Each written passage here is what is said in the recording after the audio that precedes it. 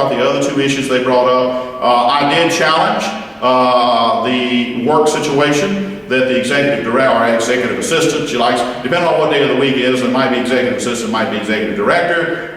She has a work situation in which, as long as she has her cell phone in her possession, she is considered on the clock. And that the contract is so worded, which was signed January 10th, 2011. And so she can go on vacations, and as long as she has a cell phone, she's deemed to be on the clock.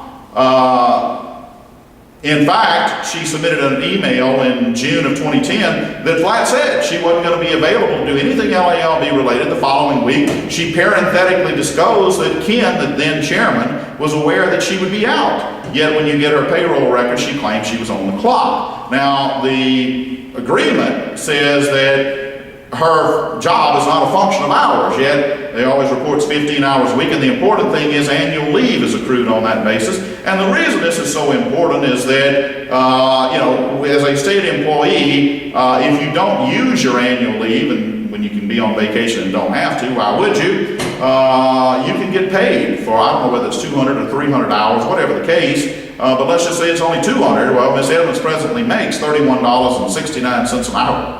An hour, I believe, is the rate, so you can do the math. It would be between $6,000 and $9,000. And I have a real issue with that. Mr. Lowry said that if those documents were verified, which he admittedly said, nobody contests that he didn't verify them. All I know is Ms. Edmonds supplied me with all of the documents, that would constitute payroll fraud. If you're unavailable to do work, and she said that she was, and she even sent an email saying when she would be back later when she was on the vacation. And then you put on your time record that you were on the clock. He said flatly that if all those documents were accurate, that constitutes payroll fraud. In fact, he used the word blatant. But he did relay she is a non-classified employee, so he had no authority to pursue the matter. He referred us on down to the Legislative Auditor's Office.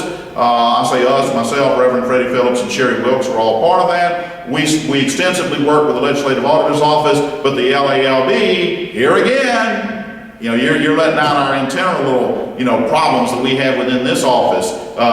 So you fit that rat category. So we're going to bring you in and have the Super Bowl of hearings. So I stand by the actions that I took. Which I believe any citizen has a right to do, but the LALB apparently feels like, hey, you get snooping around a little bit too much in our business. I am a CPA, an inactive CPA, so it is in my nature to conduct audits, and that's what we intend to do. Beginning in 2013, we'll be looking at every auctioneer file. We will be looking extensively through the documents of the expenditures of the LALB, because the trust factor with me at this point is zero. Okay? It's zero. All right? I have that right. They're not going to be able to hold this little card. We'll take your license. You can have a license.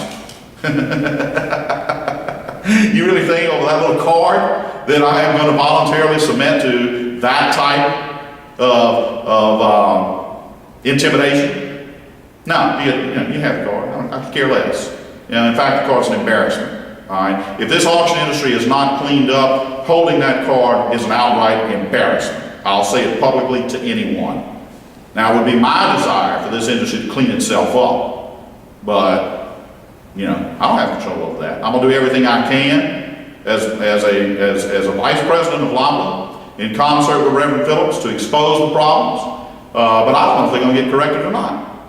I just don't know. I do know that I think as you expose the problems and expose past problems with auctioneers, you lessen the likelihood that consumers will be victimized. I'm gonna tell you something.